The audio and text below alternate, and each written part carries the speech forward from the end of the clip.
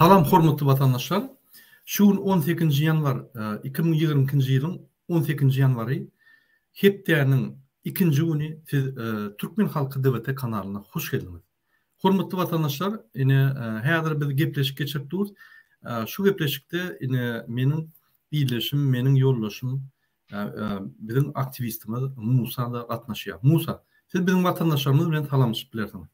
Assalamu alaikum Rada, assalamu alaikum gadyrly vatandaşlar. Waalaikumsalam. Vatandaşlar, sizin bilişiniz ýaly, bizim bir gahrman Saada Balkan welaýatynyň ýaşaýjysy Ibragim Berjanow aeroportda otyr öýüne aýtjak bolup. Ertir 17:00-da samolyot barmış, gelýärmiş, alyp gidýärmiş. Şoňa Ibragim ağa hemme vatandaşlaryny çağırýar, ertir 1-de gelin, kim gitjek bolýan bolsa meniň bilen bir Türkmenistana gitjek diýip çağırış etdi. Men ýalnızca telefonuny ulaşymda menden haýyş etdi, şu halkymyza aýtyp berim. Ýene bir gezek düşündirýän. Bu siýasy aksiýa däl. Bu bizim siýasy DBT-niň hereketler däl. Biz hereketler Türkmenistanyň içinde diýär. Biz Türkmenistanyň içinde Berdimuhammedowa konstitusiýanyň kanunlaryny, maddalaryny hormat koymasyny talap edýär.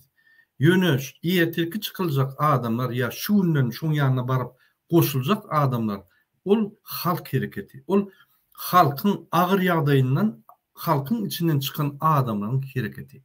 Şonuň üçin hiç hili siýasy talap ýok, diňe öýek aýtmak üçin.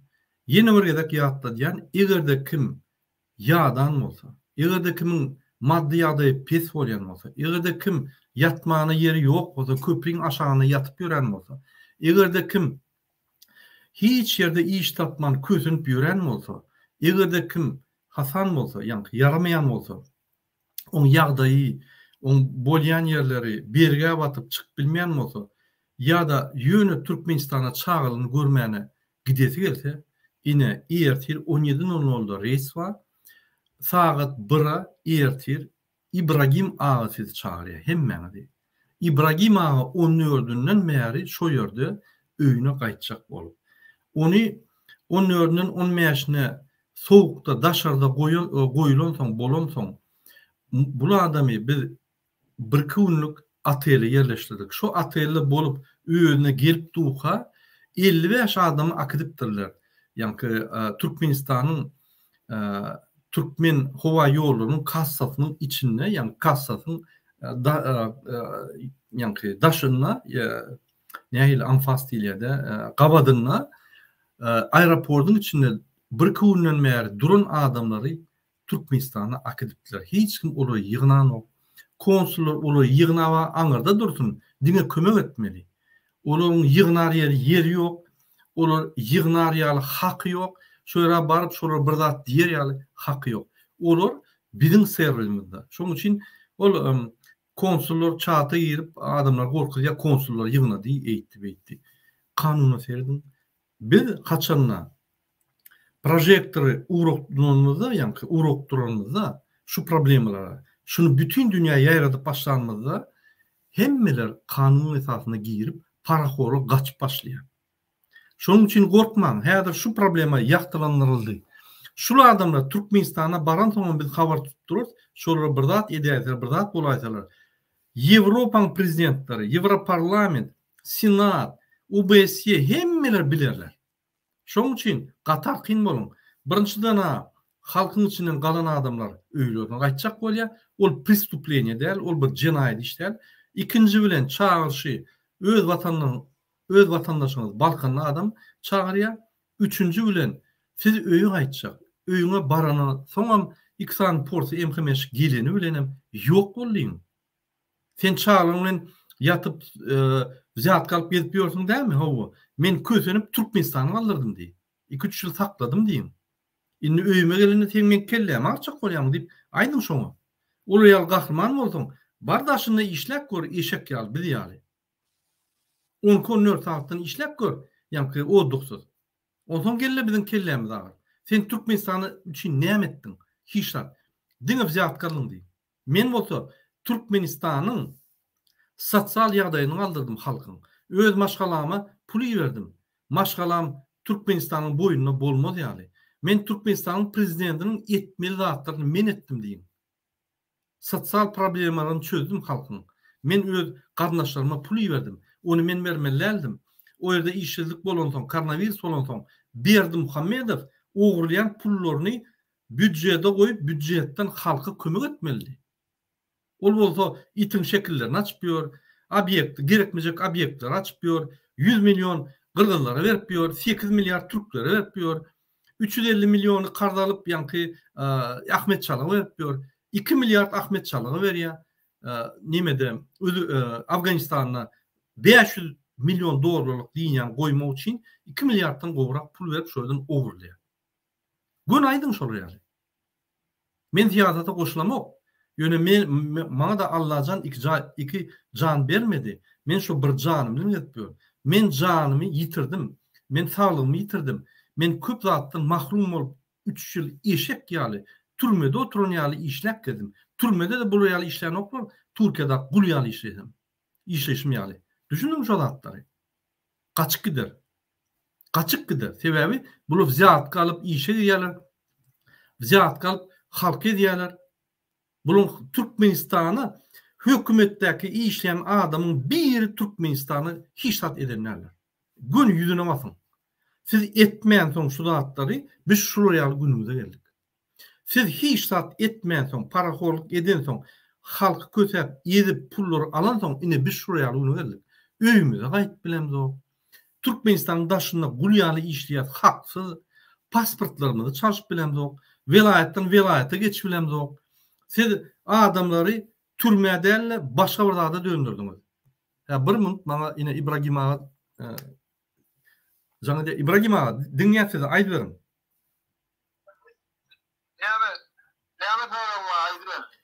İbrahim Ağa yine men yalnızca halka düşündürdüm. Ertir samolyot var 17'de. Şuraya gururlar var. Ertir bira yağını oğlanlar var. Bizim üşök deyip aydıptırlar. Men yine halka aytdım yine İbrahim'in yanına. İbrahim Ağa'nın yanına barın. Birde yine şu yerde garaşın 17.00'la eğer normalde olsa öğe aydarsınız deyip. Şu arada siz neye mi diyebilecek? Eğer ki bir adamlara yanında gelin deyip çağırış ediyenim ya edeniz yok mu? Ben şu an ediyotuyum da şimdi sizinle maslahatlaşan sonra da burada deydimce Irak'tan bir toplaş başladı. Irak'tan bir olacak da anamlı olacak toplaş yankı olmayalı. Hava. Şu günden eyyem gelsin. Doğru diyeyim. Şu günden geliversinler. Yanında duruversinler. Tapağı diyor mu? Adam yok dedirmeyalak var ya. Şu Irak'tan ben vakit koyalım şu oldu var ya. Bolya. Bir tek izahı 2 ay olsun. Bir kimin bir iş yapayım ağırlıkası var. Şu sebepli var ya ben. İşte yani maslahat sen paylaş. Olayım dedim daha var ya. Bolu. Haberim olsun dedim. Bolu. İbrahim Ağa yine siz şu yerde bolup diyorsunuz. Sizde ne ayrı kıyınçılıklar var? Üşüyeniz mi yani kurtkanız var mı? Gördüm evin eşiniz katı yenil. Daşarda oturmadı. İdaretinde içine girdim de ben şu an ne yapıda olsa 10 nesli, 50 nesli daşardan kavudu ne yapıda. Tamam. Ben çalıyorum. Oturacak yerim var. Temel yer. Şu yankı taraftan bana adarlı ırtarap kaldırmalar şu gılavı şu tükürdü ben eşeğin Mehmet Nadir Kayradım'a şunun nevesil ben bağlarladım şöyle yankı sevişmek diyelim akıllaşmak da yok sevişmek hiç kimle sevişmek gerek gel siz akıllaşmak prestупление eden yok siz adamı öldüren yok siz cinayet iş eden yok siz öğü kaçacak bolyamı o cinayet iş değil mi? O sizin Türkmenistan'ın pasportun bardığı, siz Türkmenistan'ın grajdanı bulun için siz Türkmenistan'a baryanız, ol bir cinayet işte. Prezidentin karantini olsun, beylekisi olsun, sizi birinci bilen şu karantin olunla, birinci bilen sizi evakuasyon etmeli, şu prezidentin borcu ol.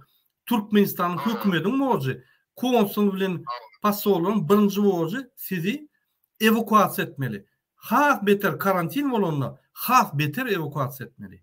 Onun için siz berde ne kanun bolýaňyz, edil şu etmeli şol. Haçanla Türkmenistan'dan karantin bolmasa, dünýäde koronavirus bolmayan bolsa, onu sizi evakuasiya etmeliler. Ýöne haçanla şu zatlar bolonny elbetde sizi birinci bilen evakuasiya etmeli. Haçanla siz pulsuz, ýa-ni dokumentsiz ýa ýene bir zatsız bolanyňyzda ponsuzsa bilen pasportdan borçlary olarda ýa-ni ustawyna ýazylyp şolaryň işi şol. Sizi tapıp derrüw size hat bilen suratyňy şöyle kıýlap, öz peçatyny goýup sizi Türkmenistana öz hasabyna uğratmaly. Şol konsulslan bu borçy bular mun etmeýän bu kezaplar adamlardan pul alıp kazanıp ziyat kalıp paraxorluk edip adamları edip şolun işleyen pullarını cüyütme sokup o uçurda koyup kişi olup beyleki pul verenlere uğradıyalar, pul vermediklere küsep saklayalar. Yine bolyan zatlar sebebi biz onlardan ne talep edýäs, ne haklarımızı goruyaz. Şunun için sizin ediyen işiniz bir kanun değil, siyasat değil, siz öýüňize gaýtmaly adamlar.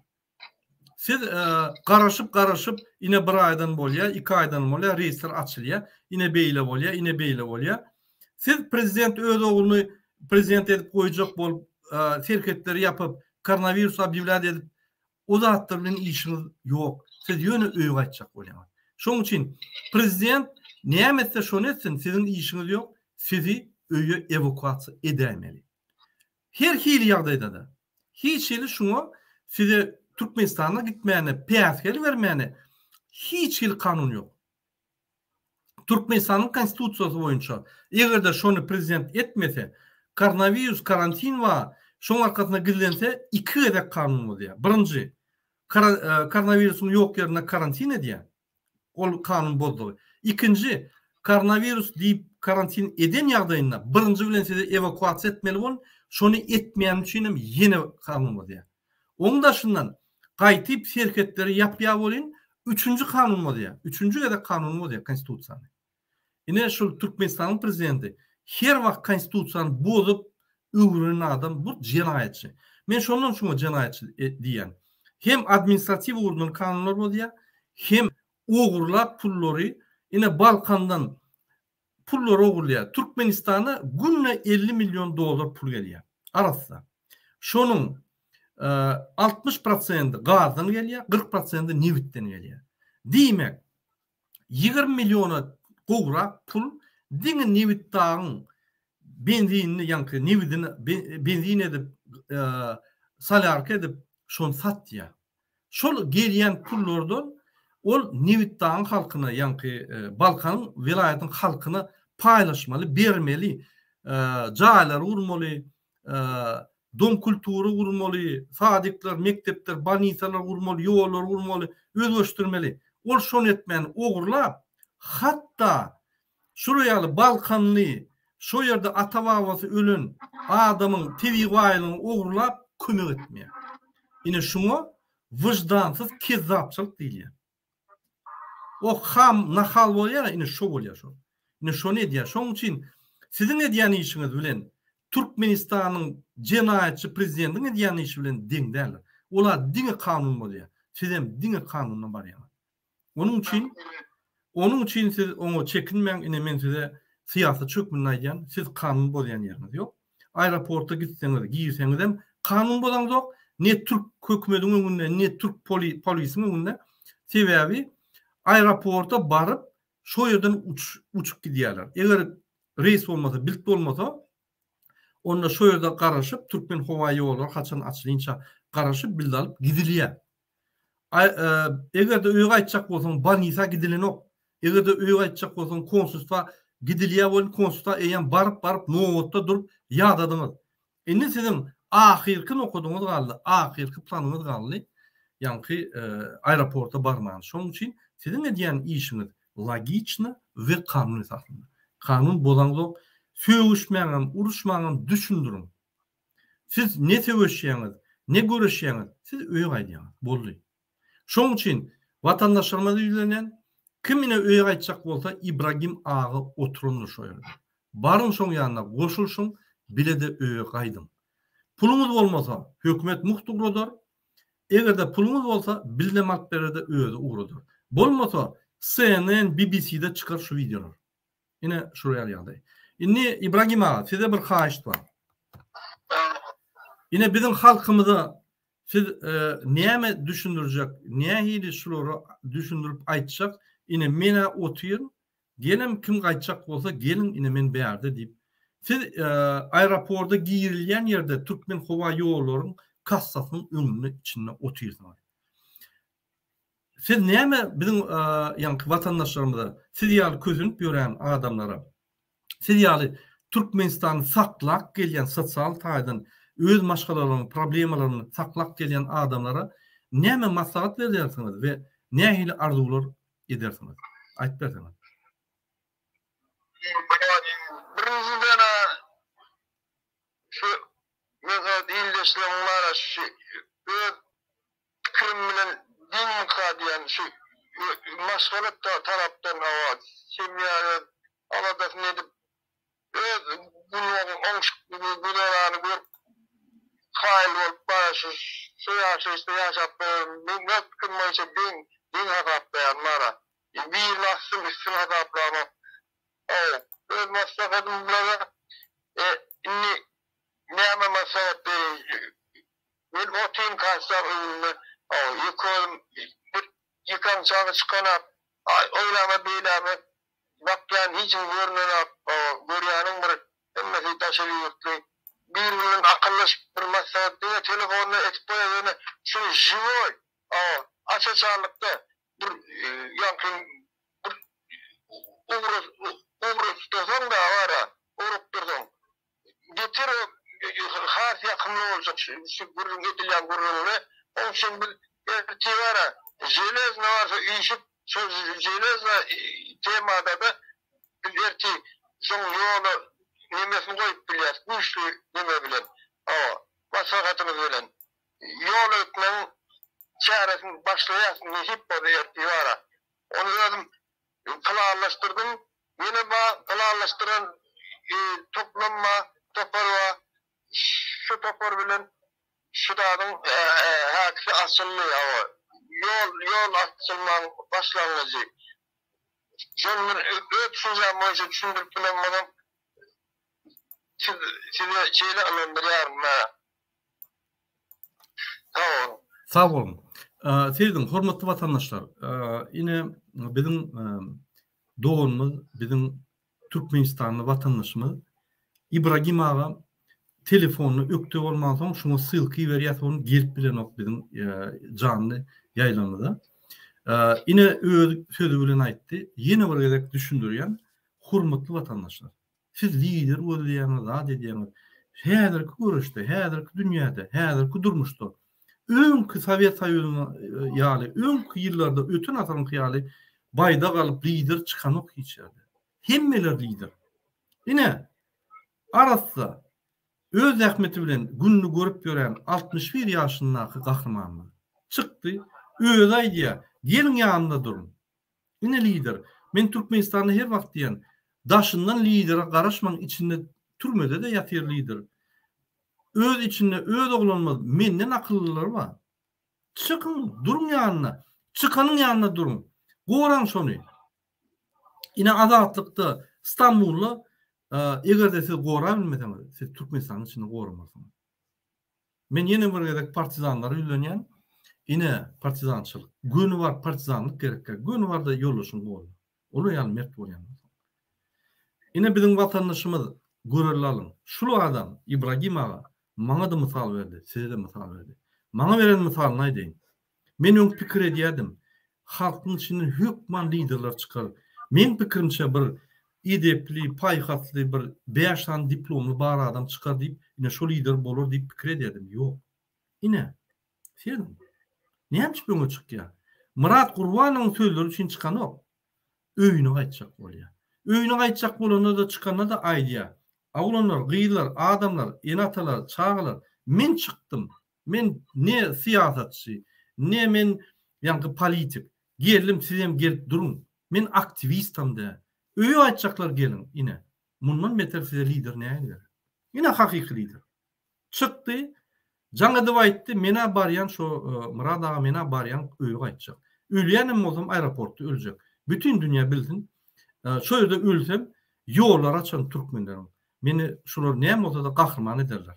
Bir direk ol Türkiýanyň bir owazyna közün ölümden aeroportda ölüp bir halka kömek edýänip gelişýär adam. Nanam. Mun hiç bolýa siz maňa aýdýaňyz. Men YouTube'da ýanky çykyş edýän, pul gazanýanlar. Meniň YouTube'da reklamany aýerdym ýörüýdi. Şu gepler bolmady ýa-da. YouTube'da siz arasda görýäňiz men çykyşlarymı. YouTube'da men pul harç edýän, men alamok YouTube'dan. Men o ýerden gazanamok. Men gaýtyp ine kömek edýän, ine şu ýaşlarda kömek etdim, öz pulumdan kömek etdim. Hiç kimden iş atmadım. Näme sizlerden o? Näme bir ýerde o günü töhmet atıp siz edýäňiz? Näme şu ýaly adam çykanda siz gorlanýar? Men köp san sorulum masale. Men o sözler näme size diýen, näme sizden soraýan? Siz hiç hereket edýäňiz adamlar. Öz gowdurmuşyňyz üçin hiç hereket edýäňiz. Hereket etmeseňiz kim size kömek etsin? Eşdýäs. İbrahim ağa, biz sizin wagtyňyzy saklamaly. Bizi eşdýäňizmi? Men size diýjek bolýan zadım. Maňa yaman köp adam habarlaşýar siz boýunça. Hemmesi size ulu minnetdarlyk bildirýär. Hemmesiniň adyndan, ine türkmen halkynyň adyndan, Balkanlaryň adyndan men size ulu minnetdarlyk bildirýän. Meni Türkiýe goý bermediler. Bolmasa ýanyň uçup barardym. Meni zablokirowat etdiler. Şonuň üçin edil ýanynda duran ýaly hasabet, sana bir zat bolsa, maňa bir zat boldy. Da kansa durur ýaşuly. Gaýrat et. Sana men öýüňe bar. Men başga tenden hiç zat islemok. Öýüňe barda oglum toýuny soğup, hezil edip bizi ýatdy. Bizim daşynla içindäkiler hem daşyndakylar hem pijwat edýär, kömek etmez gelýär. Biz sizi gorlýar her wagt siz bilýäňiz. Şoň üçin janyňyz sag bolsun, özüňizi goran, problema bolsa jaň edin, men elimden geleni ederim. Oğlanlarım sizden habar tutup dur, bir zat bolsa büyük paralar. Biri elläýse advokatlar galdyryp, bütün dünýäni galdyryp biz çykarar sizi, arhym bolaýyn. Men mara tööleme bara, ettirmenip beýiltile bara, hormat koýup, näme etýän adyma, in çok söýdüm bara, ýamyr men beýiltýär, bir gözüme ýaş gelýär. Çünki oğlum var yetiştiğimden zaten propulsion nokta olan iyi verdim bu da koyarım iyinden. Burası şu an kart taptı bir neme gerek o benim balada almam bana. O ne bana toplar ne yaptı ağaç yok bilmem lazım şu an yetişti dedim ya da yetişeceğim şu an. Bu ya ne haber kartım olmadan, normal olmadan kime uğrattıracağım. Onunla tapsa uğrayacağım etti ya da orada içinde aylan kızlamak var. Hem de bir gözak olarak da yani aktörk olarak da hem de bir yol olsa adamı tanımayalım. Seni almayacaklar. Kart meselesi onun gıyrak şey adam kulaklıkma. Son için ben onlara yeter minnettarlığımı bildireyim. Sonra alan yarap kollumda var. Şeydim, sözünü oluyor. Bir yırttım var. Görür. Prosto adam var. Dünyada biraz kuyruğu var. Kalkıp giderken. Ben onun baktıyım. Bir kuyruğluk var. Bir çiğit yazacak burada. Bir davi alıp koyarken var. Bir şimdi alıp bir kolduğum ağaç biriyle hiç birleştirme.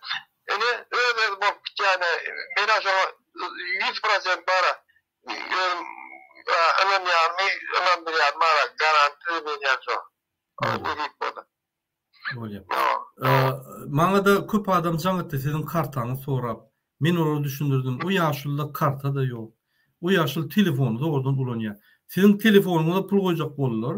Menem goýun diýdim, ýöne ol telefonu näil aljagynan bilen ok. Çyrşymly bolýar. Şoň üçin näme edin? Türkiýede, Istanbulda dostuňyz, tanışyňyz bolsa, ýaryňyz bolsa, habarlaşyňda şoňa iyi berip, ýanky şoňa iyi berip, şol adama aeroporta barıp gayradet eline goşup gaýtyp aýdym. Bizim şey ettik, bizim başkaça kömek edilmedik. Yürüyütü aktivistleri aeroporta iyi verip tapıp bunu gasinsa akıtacak bolsam etmedi. Ya on borçunu yani tuvalette yatışını, köçede duruşunu görüp nefsini dağırdı. Şonu zordan haş edip gasinsa akıttık şunu yatmağına. Yatırmasak soğuklattır.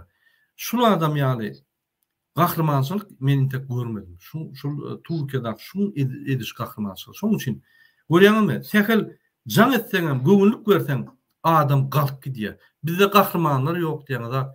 Wagt biz kahramanlar gollam da var öňe çykdy. Biz tökme datýar, biz ýene bir zat diýär, plan datýar.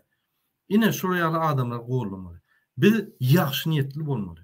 Biz birimize hormat toýmaly. Men size çeçenleri düşündürdüm. Nähil hormat toýýarlar bir-birine? Nähil enatyna hormat toýýarlar? Enatynyň qaraqqatyň sözünden çykmaýar. Ölmelen bolsa ölüp golup giderler. Biz näme diýär? Biz şonu başar bilen. Bolmasa Selçuk Türkmenleri 200 yıl Kafkas sakladı. İn şolardan bir täzeden öwrülmesek, gyl kıyafetimiz bizi yitip barýar. Vatandaşlar, men hemmäňiziň adyndan ine bizim gahramanymyz İbrahim Ağa taňa ýakyn aýdan. İbrahim Ağa, wagtyňyzy alyp durmaly. Taňa ýakyn size özüňizi goran, çörüňiz adyňyz özüňiz goran, özüňizi serdiň çörüňiz nahanyňyz bolmasa jaň edin, biz bir zat edip size ýetiririz. Bolýarmy? Getirmedim bana. Şimdi de kadırdan şu elimden telefon şuna iyi değil mi? Ben doğal. Getir geç böyle. Şu samalyadıma yiyem. Doğal adapta ya ben.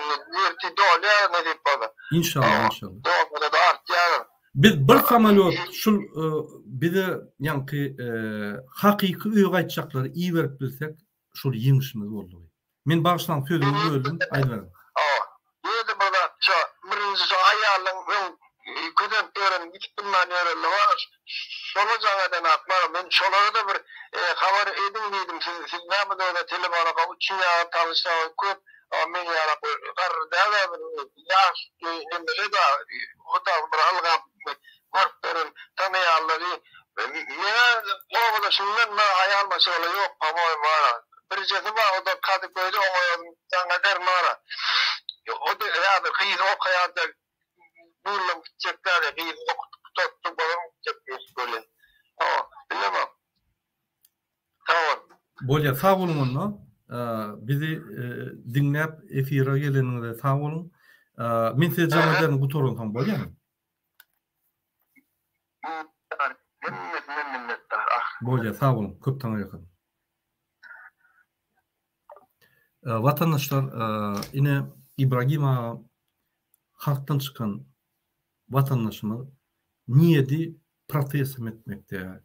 Yani bizim gollan yok, hiç kimen gollan yok, öyle aytacak.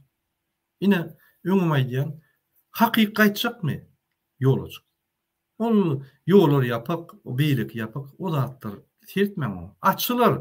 Gerek bolsa hemme adam ederler. Feridin valutanı kaçıracak olup Naliçka banktan giyice uğurlap günne 2 milyon doları onan bazarda yankı bazar satyançılar paylap tapağını 3 yarından yine 20 milyon dolar koyup 33 milyon uğurlap dolar giyecek. Gerek bolsa samalyoda mı dolar, gerek bolsa BBC, CNN, Avrupan yani presasına, mass medyasına çıkmacak olup çıkacak olsalar iyi vermeler, çıkmacak olsalar iyi verirler. Hükmen ak ederler. Fikir etmem. Bu problema İbrahim Ağa'nın probleması. Bu Türkmenistan'ın prezidentinin probleması. Halkın probleması. Halk hem medat etti. Daşını işlep, içine pulu verdi, canını yitirdi, yani sağlığını yitirdi. Halk hem medat etti. Mecbur yağdaydı. Şimdi prezident hakiki borcunu etmeli. Halk daşına gidip Türkmenistan'ın gражданları gorlamalı. Onu prezident etmeli. Şunu derek eden soň indi öýe gaýtjak bolanlar ýollar yapıp karantin bağmış. Men oglumy prezident etjek bolýan. Siz maňa azar berýäňiz İbrahim Ağa diýip aýtmalylar.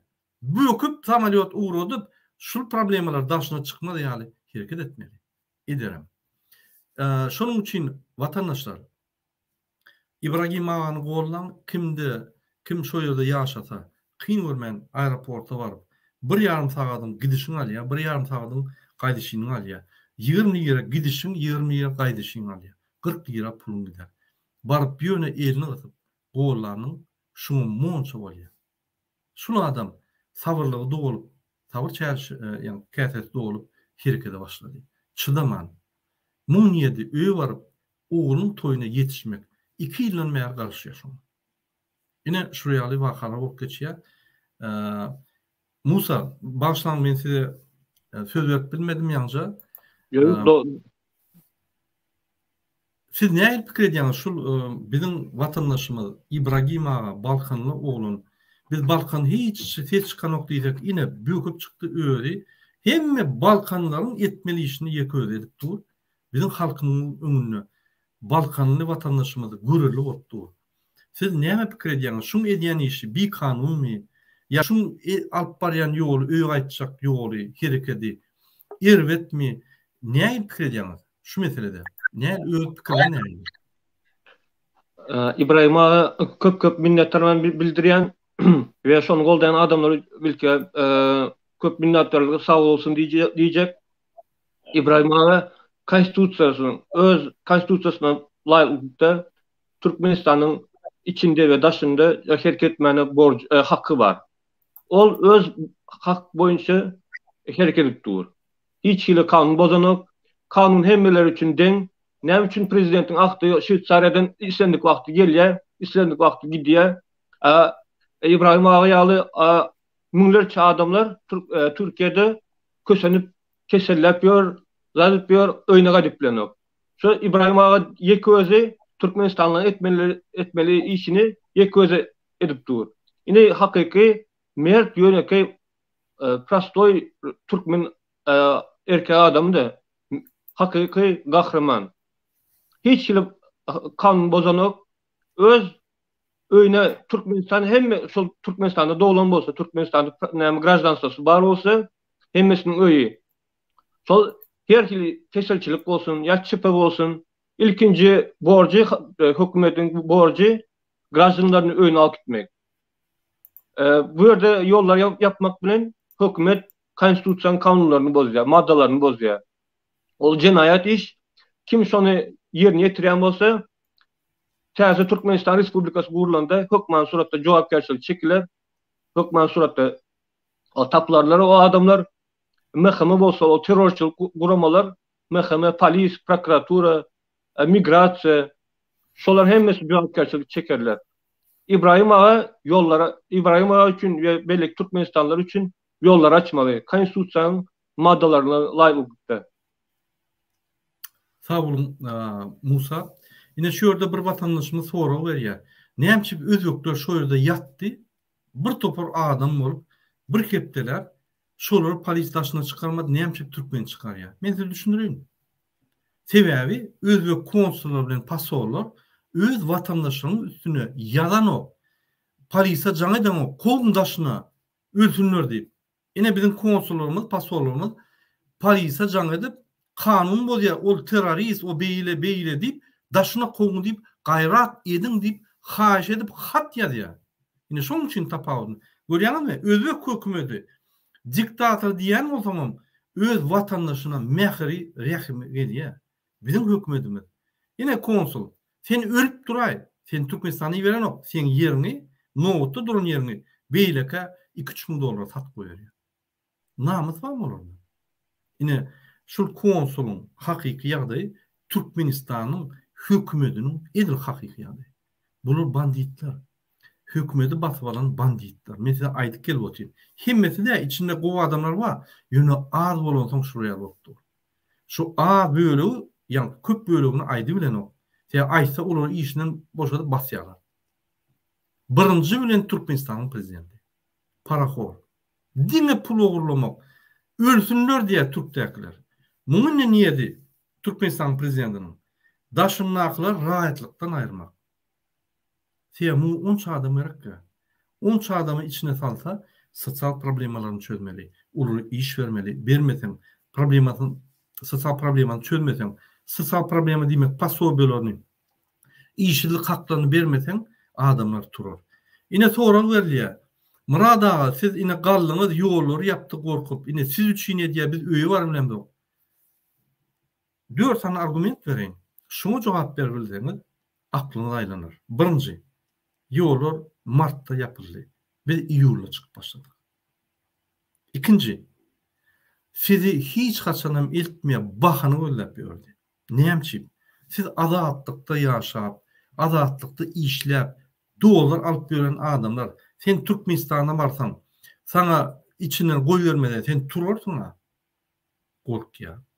Sebebi sizin her ýeriniz, siz bilen de, siz aktivist, onun için. Korkya sizden. Menden korkan yok. Men Fransa'da.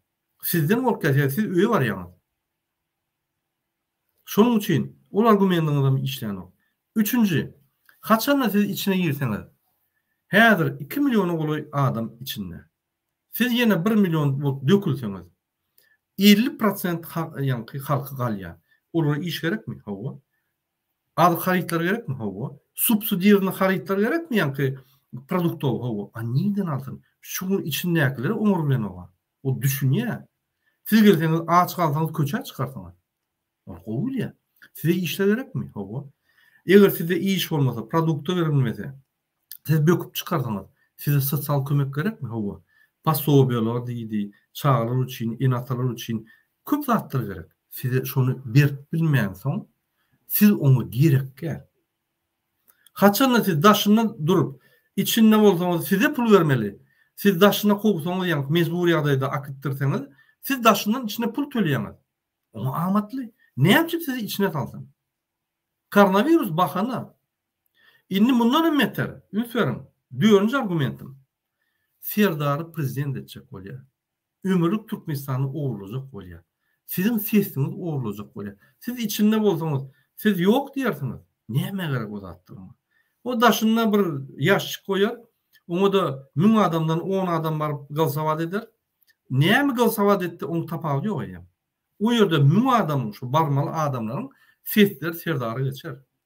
Yine şunun için Türkmenistan'a iyi verenler, şol yaşıp gitmeyelim Türkmenistan'a. Şu Türkmenistan'a eyyem sizin sesleriniz oğurlap, yine daşında şurada galsavat ettik gelirler. O yani sayıları falsifikat etmek için has amatlı var ya. Şunun için ne yapıp sizi getirdin? O kurbanın çıkış edeni korkya elbette yönü olur ya onu korkudan o. İzat halktan korkuyor. Şunun için yine biz çıkış edip yollar açacağız. O şol bir kino seriyalarından biz Türkmenistan'ı maskara ediyaz. Bir ediyaz maskara. Kim gününü bir psikik taydan killesi giden adam gürküzmelerini veriyor. Biz mi? Kim gününü Türkmenistan'ı türmeye döndürüp bayıyor. Biz mi? Kim Türkmenistan'da internet yapıyor? Opozitsiya mı? Kim Türkmenistan'ın daşındaki adamlara pasportlar çalışanı? Opozitsiya mı? Kim Türkmenistan'ın daşındaki adamları nilegala salıp qaytyp can ediye, ine Rusya'da pasollar can ediye. Şöyle polisiya, Türkmen studentler, talipleri, grajanları tuttu aydiya, bu pasportun möklüdü geçipler neyem etmeli? Diplomat, konsul, pasol aydiya günü. Basın, sizin kanununuz var elinizde. Ne yapacak bize can ediye? Günü basın deyip, kim ediye şunu? Opozitsiya diye mi? O zaman şol adamlar basılıp gidiyor. Ya da ölüne kastedip öldürüyorlar. Kim şol öldürüyor? Opozitsiya öldürüyor mi? Onu ne yapacak ölünü öldürüyor? Konvertasiya yok. Türkmenistan'a doğuluk, barası gelen oklar, daşında qalası geliyorlar, hiç dokumentleri yok. Okulundan kovuluyor. Enatası bilen canlılaştı, enatasına düşündürüyor bilen ok, aydan oğum. Öz problemasını yüreğini alıp, öz nasıl? Hani şu yerde opozitsiya? Yok. Şu yerde Türkmenistan'ın prezidentin şol alıp baryan siyasatı üçün birinci. İkinci, yine Türkmenistan'ın prezidentinin alıp baryan siyasatı üçün konvertasiya yok. Üçüncü, Türkmenistan'ın prezidentinin alıp baryan siyasatı üçün şol adam öyüne gelip bilen ok. Dördüncü, Türkmenistan'ın prezidentinin alıp baryan siyasatı üçün şol adamın pasport çalışan ok. Beşinci, Türkmenistan'ın prezidentinin halka karşı alıp baryan siyasatı üçün şol adama konsolosluğa pasolosluğa kömek eden. Dime şol yani. Hani bir yerde opozitsiya, hani bir yerde aktivistler. Men size bir nada edin. Aktivistler bolmadık olsa, DVT bolmadık olsa, beylik opozisyoner bolmadık olsa, siz häzir gamçylanyp, gulçulukda yaşarsınız. granitsalar yapılıp daşına da çıkmakla. Türmeden şol içinden daşına çıkanında amnistiya düşen yali ödöğün ağlardın, kardeşinin içinde kaldı. Daşına ödün çıkarın. Amnistiya türmeden çıkanlarına öd kardeşlerine bile ağlaşıyorlar. Sen olsa kardeşlerini koyup, çağlan koyup, daşına böküp çıkanda ödün ağlardın, yek ödün. Şu zatları düşünüyorsun mı? Ol bir ikinci, haçanı sen doğduktan daşına çıkanda, demek Türkmenistan'dan, sen ödünü halas ettiğin maşkalan halas ettiğin. Neme yütküye? Sen ne baktı yaşayacak? Haçanı sen iyicin kakın içinde doğduğun içinde. Kösünüp görür. Ne baktı yaşayacak? Haçanı sen doğunun koronavirüsünü ölüyor. Çağın, dağın, ağın, yığının ürküdü otur. Ne baktı yaşayacak? Ya sen şol real binamız mı? Yok. Şunun için vatandaşlar o gulçulukta bolup vaq bolyala parahat atmanımız var. İyimizden yani oncuk musafirli Türkmenistan'ın diktatörü götünün depenine vaq mana guturotlu ayak değdi. Şunu men bir belleyin bir yere şunu mi in ömrümde gogunum deyip geçseniz şeyle de bolur. Oncuk musafir'in yine bir işine ayden size. Niyaz'ın portretini yani şeklini yani statuyotunu öz kabinetine koyup Dem Partiya, ön Komünist Partiyasının yolbaşçısı etip koydular mı ne? Halı koyup şu tamını yerine kabinetine ayağına kuşunu çıkarıp imedekler şol prezidentine gülüşüyordu. Yolbaş arkada serdarım, men Türkmen maşıyım, işe geldim, men işe başlayayım mı deyip özü cevap verip, özü sonra verip gülüşüp her uniden ediyordu. Şuraya killeti giden adamlar. Şuraya yallaklar. Bunun son. Prezidentin killeti gidiyor. Psik taraftan seviyor. Bunu görüyor. Ay bunlar gulu keni. Men bilmeyenlerin. Bu gulları dine plotka bilen saklamalı deyip yani şehit tuğlar. Apozisiya olup şuları yani gıyırıp bütün dünyada saklak gelen için şuları sizi intek kıyına noktası. Sizi olmasa şu yerden çıkacak olsan $10 alırdılar, $20 alırdılar. Şu yerde başlan tinini satardınız şol yani durun poliseyska. Ondan migrasyon surva. Ondan sizin oy verirdi. Şu yani unijeniyadan geçerdiniz. Häzir kanunlar alıp başladı. Häzir içinde poliseyskalar korktu. İçinde adamlar poliseyskalardan kanunlarını dilep başladılar. Yağda yütküye. Sizin yine gulçuluğa bökecek olyanlar. İnni bolmalı. İnni bir gulçuluktan çıkmalı. İnni hükümette işleyen adamlar, bir de servis etmeli adamlar yerine boşluğunu yetirmeli. Musa siz bizi işleyen mi?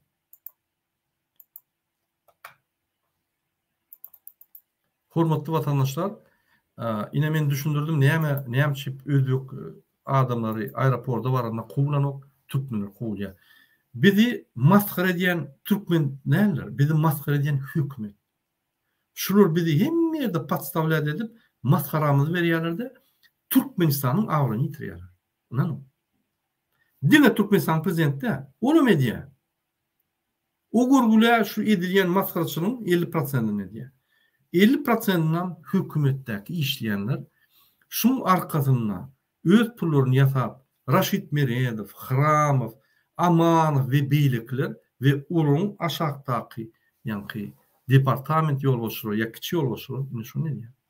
Özünüz görüyorsunuz da bak bize atkan men veremem ama siz veremem. Şondan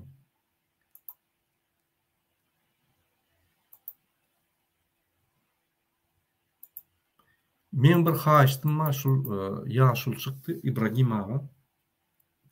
Men muny tanam, dogrymy aýdym. Onu gördüm bolmaka bir gün öň maňa jaň edip aýtdy. Muratçan videolarını görýän ha bol. Halkyň ýanky pejwa edýän halky kömek edýän. Men öýe gitjek. Ýagdaýyny düşünürdi. Näme boldy men öýe gitjek diýip aeroportda barýan gelşi. Men muny tanamok, men muny bilemok. Bu bizim aktivistimiz ýa-da muny bir günäkar eder ýa-da muny öwür ýa-da bizim aktivistimiz ýa. Men şu ýaly aktivist bolsa bara özüm ýanyna durup bilinjek. Bu aktivism der. Ine özünün dören bir küçük lider. Bolmasa bu bilim düşüncesi diplomlu olanlardan pes ýöne akıl düşüncesi. durmuş düşüncesi. Menki dedim.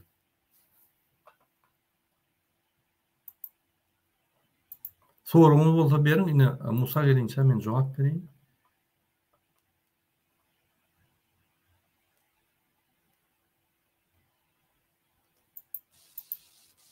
Sen kim ya şunu aýtsana.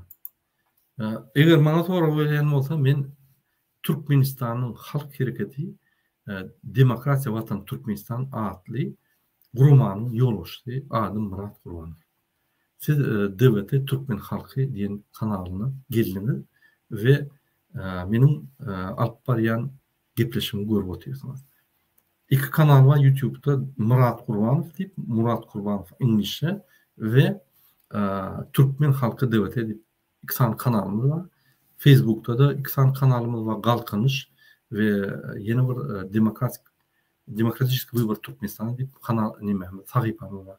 Onun dışında TikTok'larda ve belki ulgamlarda kanallarımız var. Aktivist DWT diýip DWT aktivisti diýip chatımız var. Yine Telegram kanallarımız var. Telegram chatlarımız var. Gelin, tanışın, bilin. Bizimle birleşin, bize maslahat verin, bizi tanqid edin. Bile öteli Türkmenistan'ı kaldırır.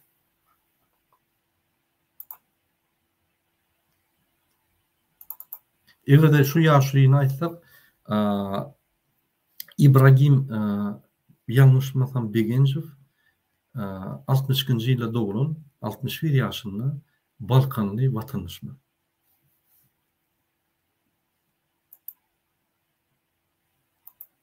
Hawa canlı ýaýrym soru berip bilersiň.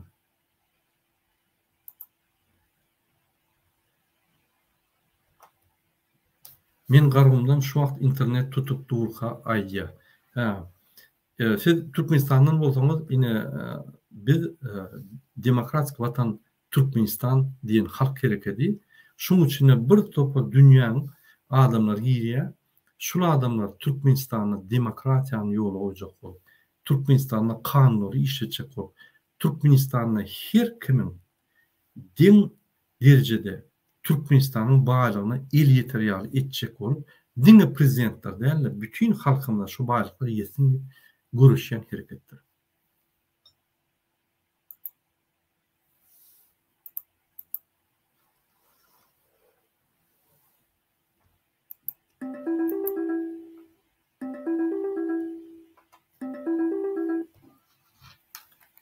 Merdan men açyk efirde başlarsın. Vatandaşlar Musa berdi mi siz? Bizi eşitýäňizmi? Biz sizi eşitemdik. Eger soruňyz bolsa berin, men soruňyza jogap bereýin. Ýeni bir gerek duýdurýan İbrahim ağa çağırdı, DWT çağırıp gördü, opozisyonerler çağırıp gördü, aktivistler çağırıp gördü, siz gelin bu. Yine İbrahim ağa çağırıyor. Aeroporda barın ertir 3-nji gün 17:00'da reis var. Birde üýşeliň de ýazylyp gaýdalyň diýip haýyş edýär. Bira garaşmaň şu günden edir şu wagt şu minutdan barın aeroporda. Egerde siz gitmejek bolsaňyz, baryp biziň watandaşymyzy goýlaň İbrahimi. Egerde siz gitjek bolsaňyz, goşularyňy alaň. Aeroporda näil girmelerini biz ansat ýolunu tapdyk. Biz sizi düşünürüz. Biziň Telegramda DWT aktivist diýip çağdymyza gelip adminlerden soraň biz size düşünürüz. Kyn mesele diýär. Bolmasa İbrahim aganyň telefonu var, şondan soraň şolum size düşünürüm näýdi? İçine legalna, kanun bolman girmeli. İçine girip uruş torulmasaňyz, görüşmeseňiz, söýüşmeseňiz sizi kovmanyň içinden hiç kimin haky ýokdur. Ne polisiýaň, ne beýlik uluklaryň, ne de Türkmen konsulluk bilen Türkmen pasoslanyň bolsa kovmaga aňarda dursun. Birinji bolup bar, biz bilmeli o zatları. Birinji bolup bar şu ýerde hawa tutup şoňa kömek etmeli. Hakykatdan. Başga bir döwletiň ilçihanasy ýa-da konsullugy bolsa eýem eder şonu. Ýöne siz bilýäňiz biziňki paraxor we öz halkyna garşy hökümet. Şoň üçin bize bunuň edýän işi diňe halka garşy, diňe näçe gynap bolsa, menim pikirimçe şurada bir institutum işleýär ýa-da ýürüte halka garşy nämeler tapyp bor, ýene nämeler bir ýa-ni ondan beter datlary oýlap tapyp bor, halky ýa-ni ezmek üçin. Onan prezident aýdýarlar, bulum her edip Ha, edin öldürün deyip yani komanda veriyor. Ine şunu da yanaki bir 50 adam olup milli lider diye. Hakikaten ama olsa korkokda halkın milli düşmanı. Şunun için halkın milli düşmanı diyeyim. HM dediğin halkın milli düşmanı oluyor. Aş birinci milli düşmanı. HM dediğin şuna. At koyun. Yine şuraya zaten bulup geçiyor. İnni Musa da geldi. Musa biz sizi eşitemiyoruz. Sesini de gelen o. İşleyen mi Ha, burada? inni eşitiliyor. Yalnızca men size soru verdim onun siz soru vermen ayrılınız. İnni teyden veriyen soru. Bağışlan. Yok oyun ediyen. Musa men size bir sorum var. Yine derdim İbrahim ağa çıktı öýü gaýdar. Gurmuyor. O hakda gurum olmaz. Öýüne gaýdar. Indi beýlekler näetmeli? Her kim şuraya çıkıp 3-4 gün yani kapıda yatıp aeroportun şuraya gaýtmaly bolsa o nähil döwlet bolýar? Näçip ine şoňa barylýar?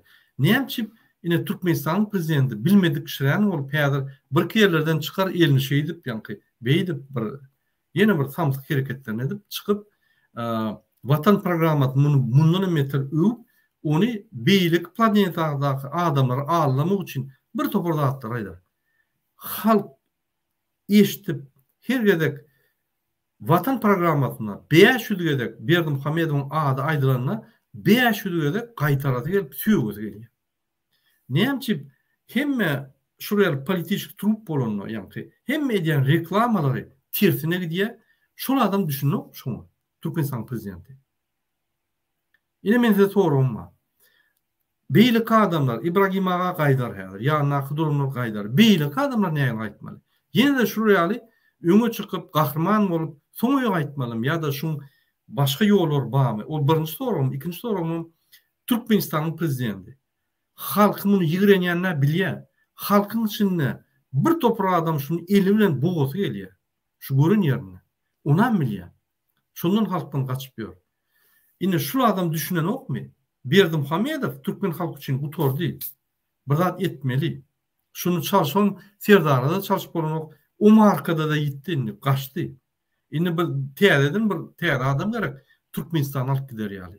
Onu da täze adam köne sistemadan gelenlerle täze bir daşyndan adam ýa-da bir içinden nören adam demokratik ýa-ni kanunlar goýup gidýän bir Türkmenistan alyp biljek adam gerek. Hökümetde badyra bolýar ýa-da Türkmenistan içinde badyra bolýar adam.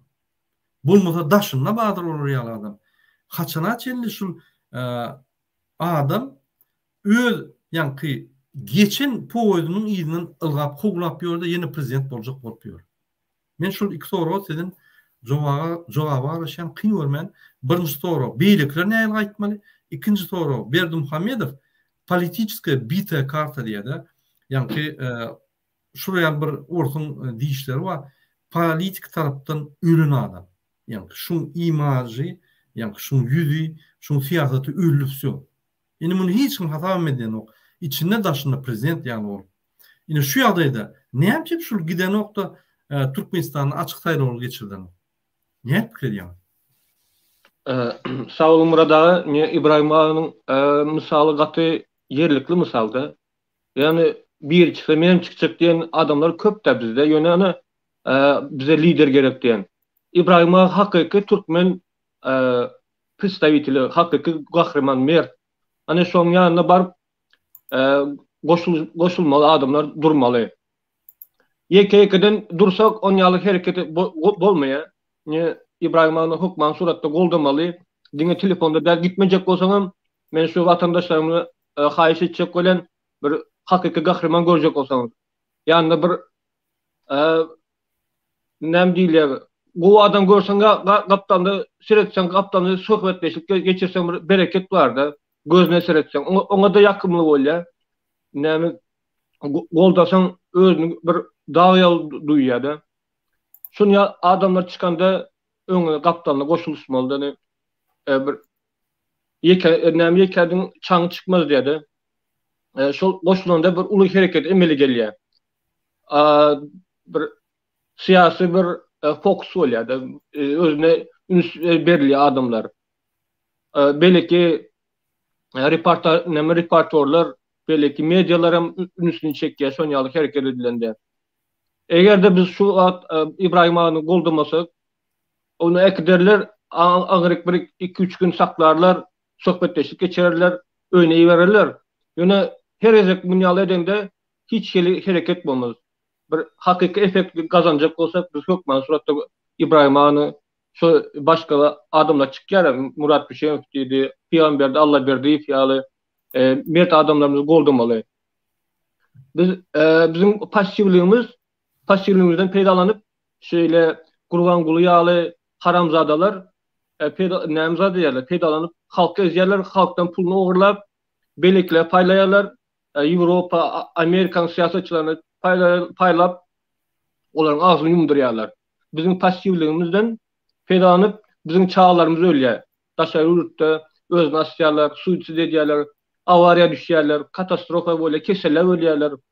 Dine bizim pasifliğimiz günahkar şöyle. İkinci sorunuz boyunca doğru ettiniz. Şu Gurbanguly hazır siyasi taraftan politiçiski turup değil ya da hazır doğru anarşiye gidip dur siyasi. Her kim edenettilik yerli yerde yerli prokuror olsun ya mıhımı başlığı olsun özünü han duyya, özünü padişah duyya, özünü nemet çektiyse ediye soyarda halkı korkuzuya, aeroportta adamları korkuzuyalar. Sonyalı zaten burada. Daşından adam, içeride adamlar var, akıllı adamlar var. Beni yok diyemem. Yani benim fikrim çelli zaten Saakashvili yalı daşıyordan demokratik prensipler gören, demokratik prensiplerde işleyen adamları yurdu varıp ütketmeli. Bu ahir sonu ütkediler. Yani daşında yaşayan her kim bir yaşayan Türkmen ya Türkmenistan'ın grajını özünün demokrat deyip bir demokrat olmaya görüp durur. Belki Devlet Bayhan dedi ya Sapar Çürük var. Onlar özünün demokrat deyip döşüne kalkıyorlar ama hakiki diktatörün kürsüsüz diktatörler de propagandistler. Son için akıllı başlı adamlar var. Çok mansuratda bu rejim yıkılır ve daşından gelip bir reformalar geçirmeli. Daşından çok mansurattan gelip. Böyle içerideki adamlar goldo vermeli. Yönemen şu daşındaki adamlara umut bağlayan. Sağ olun burada. Böyle sağ olun köp doğru diyem. Hazırki Türkmenistan'ın içinde halkını bilimde saklayan adamlar inni şun yankı neticesini alıp başladılar. İnni halk ayağa alıyor. Yankı o maşin otunacak olup yankı bu yerine buksavad ediyorlar şuraya halk kalıyor. Teğer düşünün. Bir topar adam halkan başka tarafa gidiyor. Yankı yanlıştır. Bir zat yardımdan çıkarmalı. Kim olsa şu olsun. Murat Kurbanov, Devlet Bayhan beyleki hiç kim dinlemem. Kanun ve konstitusiya yapışın. Kim şuna yakın olsa şunu dinler. Başka adamlar yine seni atarlar. Attar biz neyeme? Neyeme ettik? Kim öldürdük? Neyeme uğurladık? Ya terörizm ya elimizde yara var mı? Ya biz bir yerde Suriye'de uğraşıp geldik mi? Yok. Neymiş bizi atsınlar? Neymiş bizi hedef etsinler? Neymiş? Neymiş bizim etmedik zaradımızı biz ettik deyip bizi atarlar deyip korkuzuyamız. Biz hekimlikleri basıp alamız o. Biz yankı Türkmen Telekom'u yakamız o. Galaklar ya. Birindeki işler edemiz o. Biz yolu çıktıran dine paragatlı yolu bararsa dine paragatlı çözür deyip aydık gelip otursa. Bizim tartışmada bir şeyler de bize partizanlık böyle kızat gerekten şurada neyemçip bize yem etmedik zadımız boyunu atıp öldürecek oluyor. Neyemçip bir adama intek cinayet etmedi, konstitusiya yapıştı. Sen yine cinayet ettin. Edersin hazır öňe çıkıp sen öldürürdün bir yerini edersin seni atarlar ya basarlar. Abi onu öňümizde planlar yok oraya. Neyemçip bizi atmalı, neyemçip bizi öldürmeli. Eğer de biz kanunu konstitusiya yapıştık. Eğer de biz konstitusiyanın kanunu esasında yürüsek ne yapacak biz aslında? Eğer de bizi atyan motorlar onu olur banditler oluyor, teröristler oluyor. Ondan beter biz çıkmadı. Onu bizim halkımızı korap, vatanımızı korap, ilmide yaralmaly bolýar. Eger ulu ýaly etseler, başgalaç ýok. Seredin galak halkyna yürüyte hareketleri başka tarafa akıdıp spets operasiya edip yürüyte yaktırıp zat edip inni halk attılar. Inni fikir etmeyen halkam imzim eder. Inni güýşünüp giden hareketlerine seredin. Halk basıp alýan bular. Basıp alıp şol atana adamları suwda çağırıp maskarasyny verir. Fikir etmeyen bu zatlar geçerdi. Fikir etmeyen döwlet baýganyny bu ýaly aýdanda atlar ýönü geçerdi. Cinayete çekilir. Görürsünüz. Vatandaşlar, kanun hiç wagt bozmaz. Her wagt mentide şondan haýyş edýär. Kanun bolmaly. Parahat ýolda ýören. Öz haklaryňyzy goran. Öz jogapkärçiligiňizi alın. Biz ne haklarymyzy gorýar, ne jogapkärçiligimizi alýar.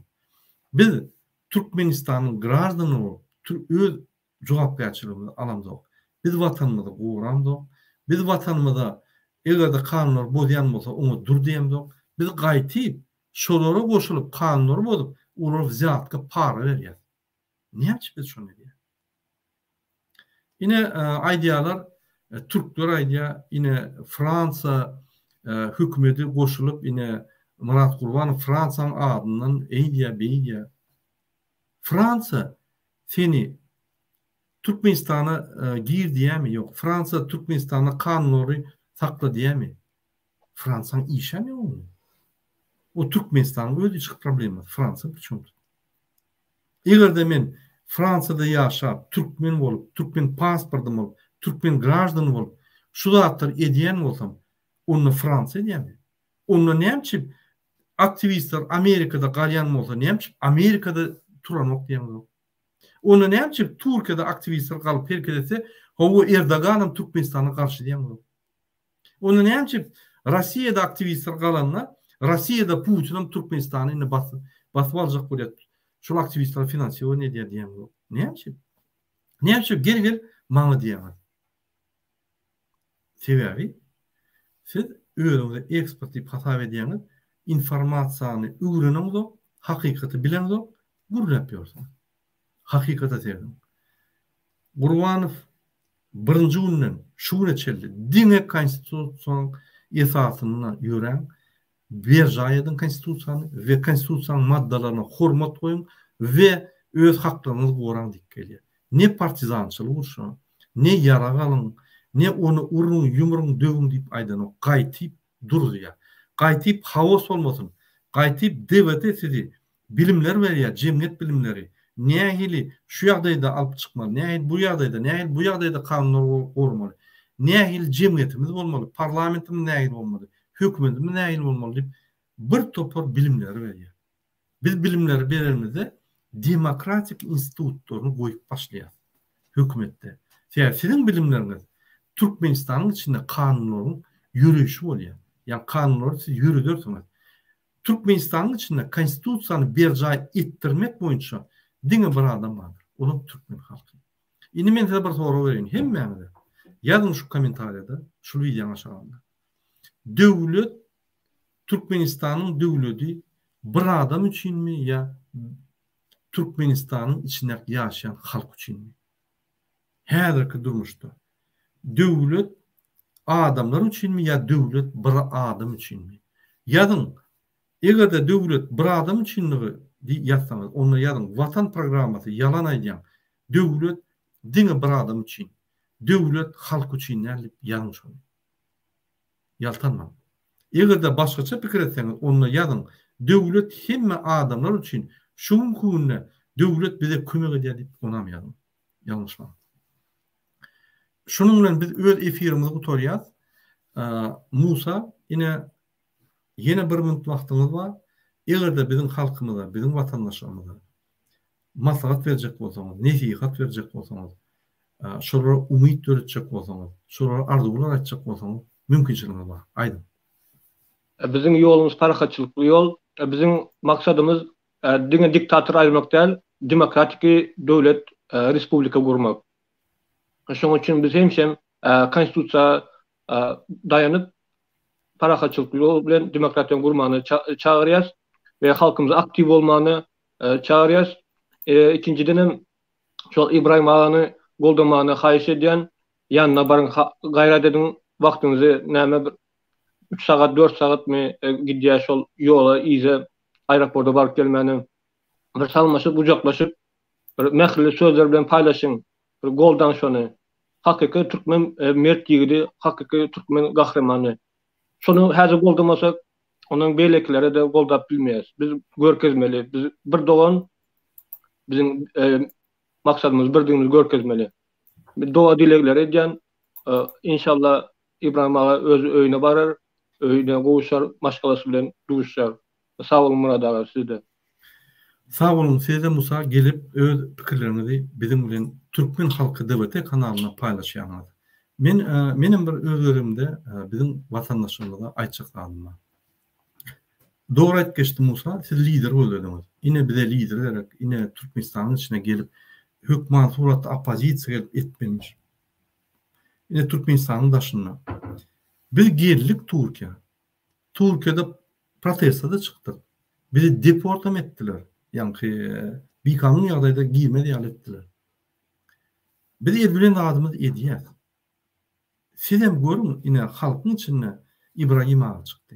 Şunu aýdan ýok, zat eden ýok. Men muny tanamok düýünden. Ykbalyna bilemok. Ine diplomsuz, hakyky wyjdanly, durmuş tejribeli, arassa Mahdumunyň goşgularyny aýdyan adam öňe çykdy. Siz lider gerekmi? Ine lider. Çykmaýdy. Ýöne bir zada ýalňyşman. Bir zatda ýalňyşman. Siz hem lider bolup bilýär. Isleň adam lider bolup bilýär. Indi bir adam öňe çykyp baýdakly almana söwüş ýok. Innik söwüşler, häzirki söwüşler, inniki boljak söwüşler. Adamlar turup bile dogan ýaly bolup alýarlar. Bir liniýada hemmesi lider. Men sana mysaly getirdim. Näýil Fransada ýani sarjyletleri Macron ýykyp bilmedi. Hersi bilen baryp gürleş bartada ýykyp bilmedi. Soňra hanı sizin lideriniz diýse, hemmemiz lider diýär. Hemme ýere baryp çykdy. Şonu da ýani ýykyp bilmedi. Olar bar, olar problemler diýär, çözdürýär Macron. Näçe bizim haklarymyzyň gödük bolan ýagdaýynda Türkmenistanyň prezidenti konstitusiýany gödük bolan ýagdaýynda biz imsin etdiler. Men saýlaýnamçy. Bize watan gerekkä, biz binamyz wyjdansyz, biz watançy, patriot, biz haksız gullary döndük. Inni men size öňüme agzybirlik söwüşde ýa görüşde ýa hereketde başlaýar.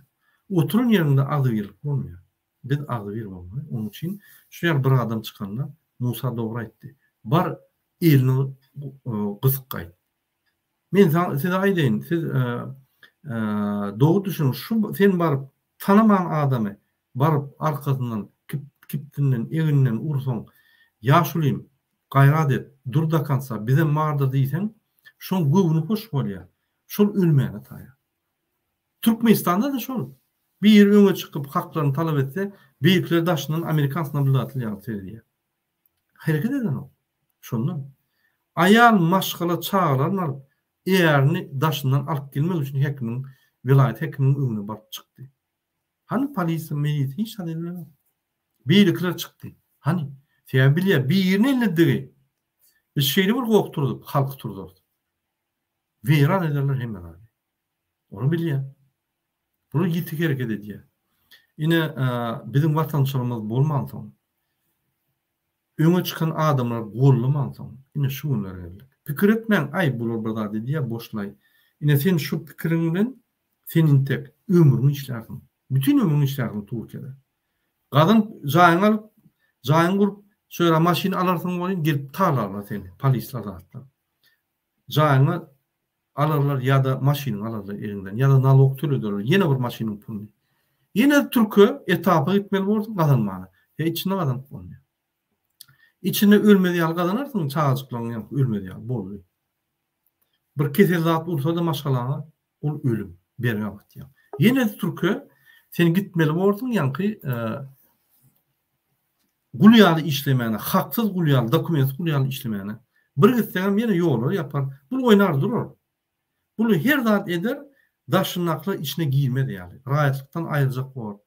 Bir näçe saklap, ay, öňünde dediňiz, näçe pasportyňyz oňur ýanky umurtmadığınız ise durursunuz.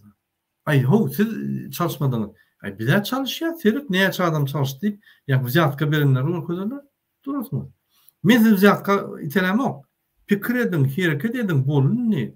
Mundan meter bomж olmak gereği yok ho. Ananım. Çıkıp protest edin diyem o. Öz hakkınız var. Barın konsulstva. Pasport vermeden yatın şöyle. Barın aeroporda. Yol açmasına yatın şöyle. Şunun için siz basyan mı olur? Neyemçi basın siz şunun için? Neyemçi sizi öz kanununu beca edenin için? Neyemçi pasportstva yani konsulstva baranda pasport için şöyle dursun. Polis akısı düşündür men şöyle men niye giden pasport almak için? Yine şunu verdim. Duracak şöyle.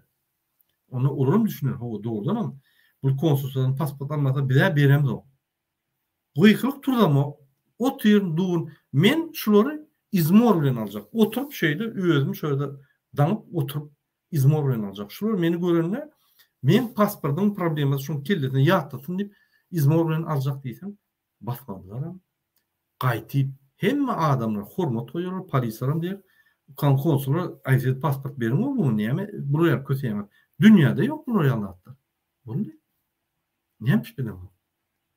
Siz ay şun işlep kazanayın, pulumu işimi itireyin, amradan diyen zatları bir eder, açar yolu benim ulunur da fikir edemez. Hiç kim etmez. Siz etmeniz hiç kim etmez. Özünü seyredin.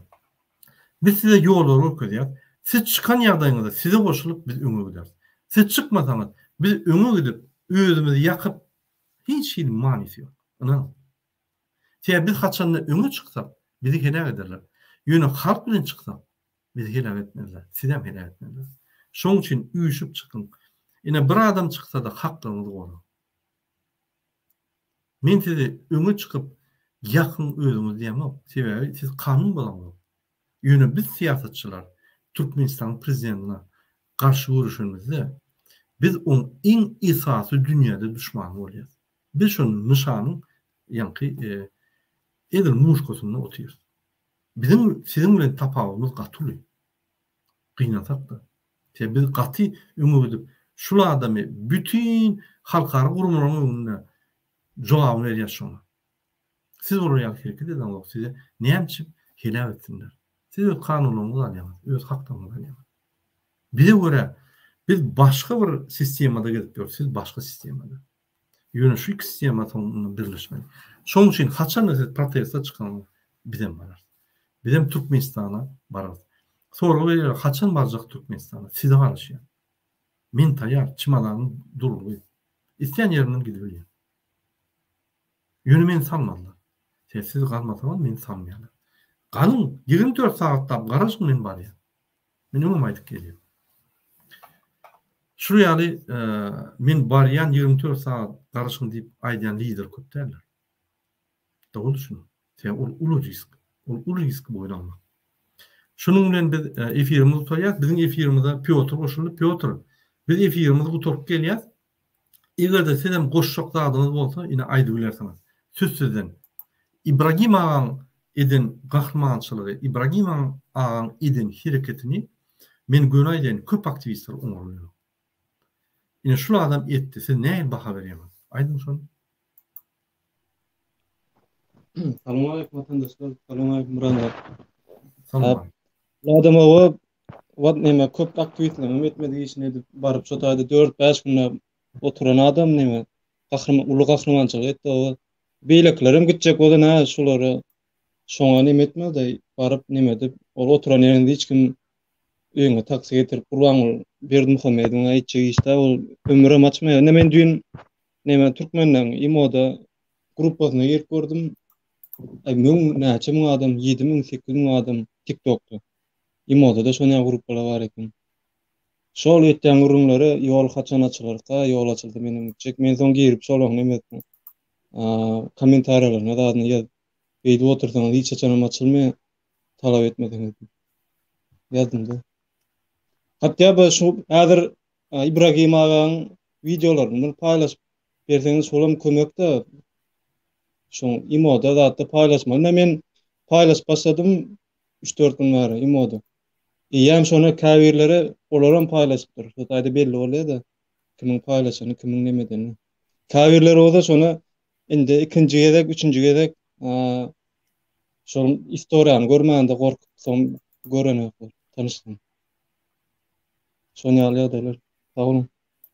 Sağ olun. Piotr Aydanoviç'in men bizim halkymda sorak bolajak. Nirde şuraya halk var? YouTube'a girmeni korkuyorlar. Nirde aydın? Ne yapışıp korkuyorlar? Sebep hükümet girdiren o. Hükümet YouTube'a girip bir zat görsen sana yankı topuluyor. Nirde devlet var şuraya YouTube'a girip yankı video görsen sana topuluyor. Hiç yerde. Biz unikal mi? Biz yeketek dünyada bir devlet, diktatör, bizi bütün dünyada diktatör devlet deyip hasap ediliyor. Biz maskara edemde o. Eyyem bütün dünya tasdikladı onu. Biz yöne şol garankı şekilleri, yani suratda garankı şeklin, yani garankı yerlerini çekip veriyor. Ondan emelim biz aytsak aytmasak. O neyem çipediyor? Bizim halkımıza düşünürecek oluyor. Buraya bulmalı ya şu.